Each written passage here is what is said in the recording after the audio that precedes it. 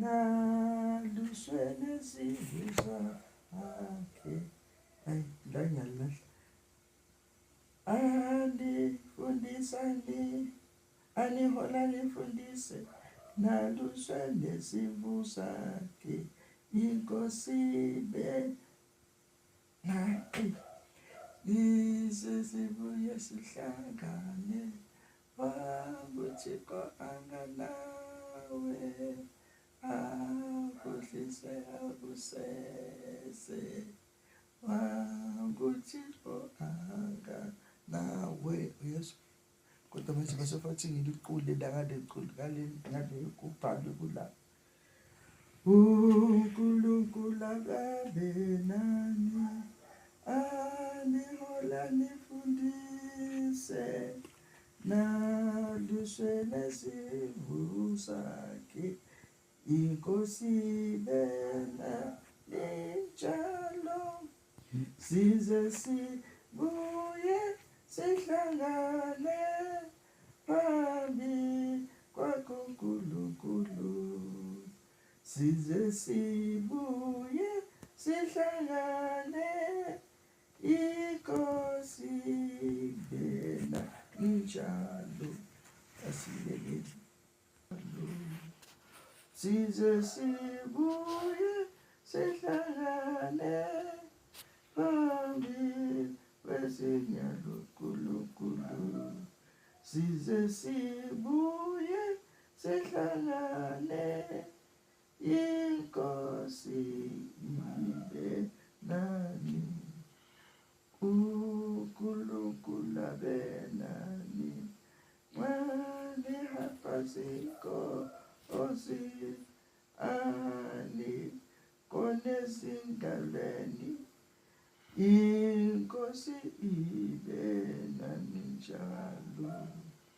Size sibuye sihlangane phambi kwakhe uNkulunkulu. Size sibuye sihlangane inkosi ibe nani uNkulunkulu abe nani anizwise anizwise uthando lakhe anandise. Kodwa ngizofunda ilokhu lapha kodwa ichuni yakhona ile ukuthi nje iyangilahla ngoba le ngicula ngokwesikolo kodwa nabo ledi bayicula ngale ndlela le ngoba esikhathini esiningi icula emishadweni la emahona verse 1 sizolanda indaba yakhona nje. Mahubo Genesis chapter 31 verse 49 ngaphansi kwesihloko sithi ukubuyisana kukaJakobe noLabani.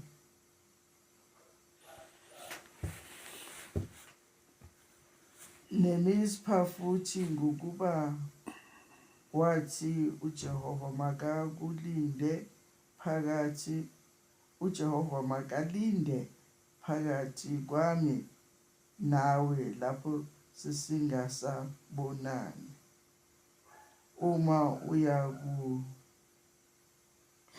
uyakuhlupha amadodakazi ami noma uthathe abafazi ngaphandle kwamadodakazi ami, akukho muntu onathi bheka uNkulunkulu ungufakazi phakathi kwami nawe.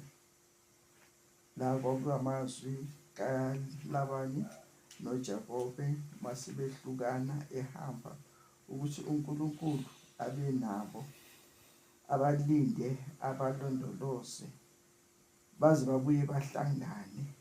Kwakuwukuvalelisa ngoba uLabani wayengasathandi ukuthi uJakobe ahambe ngenxa yesandla sakhe ngoba zonke izinto zazanda. uJakobe ezalusa ngokweqiniso naye sikemhlukanisele semlikile izimvu ezikaJakobe kwazizala kakhulu bahlukanisa ukuthi zakhe zibe amabhanga ezomunye zibe ama-dots kwanda ezingama-dots izilokhuzana umhlambi. So manje sebayahlukana amazwi abawakhuluma lapho-ke ukuthi masiqala kufunda 8 ithi wathi uLabani, lenqwaba ingufakazi phakathi kwami nawe namuhla.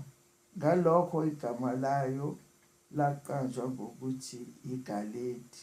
Kushuthi lapho kwakubenza inqwaba yamatshe. Mshomo ufunda la ngasemuva inqwaba lenqwaba benza isifungo ukuthi nje iwufakazi phakathi kwabo bobabili ukuthi la benza isifungo sokuthi umuntu amkhumbule omunye lapho bengasabonani khona, plus futhi nokuthi uma uya kuhlupha amadodakazi ami noma uthatha abafazi ngaphandle kwamadodakazi ami, akukho muntu onathi bheka uNkulunkulu ungufakazi phakathi kwami nawe. Angazi bebefunge ukuthi babehlukana lesifungo abasenzayo basenza lela.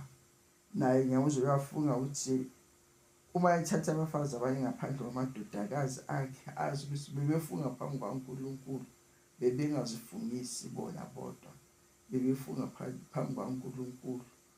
Kodwa manje kushuthi azange wathatha amakhosikazi, instead wayekhuleliswa izisebenzi zakhona zabakhosikazi zamadodakazi akhe, ngoba kwakusho wona futhi amadodakazi akhe. La amazwi okuvalelisa kuba kanjalo, abantu nethi behlukana, omunye ehamba aya kwenye indawo, omunye bayasho ukuthi size sibuye sibonane futhi. Njengathi uGoli njengoba angekho ale kude nathi, sihlala sikulawo mazwi ukuthi siphinde sibonane futhi, ngoba izwi laNkulunkulu liyasho ukuthi sikhalele umuntu ohambile kunokukhalela umuntu osefile ngeke sisamkhalela ngoba indaba yakhe iphelile. Lo ohambile ongasaphinda abone izwe lakubo, simkhalele ukuthi nje lapho ekhona uNkulunkulu abe naye. Nabo ukuhlukana kwaLabani noJakobe bakhuleka ukuthi uNkulunkulu aze abe nabo endleleni abayihambayo, ukuthi ngelinye ilanga ngayo iminyaka eminye ezayo baphinde babonane futhi. La amazwi okuhlukana abantu nethi behlukana behamba. Njengoba nathi uma abantu sebeshonile siyasho ukuthi nje bahambe kahle, sobonana kwelizayo, kungekho lapho sizawuphinde sibonane nabo, osinokubonana nabo sobonana nabo kwelizayo.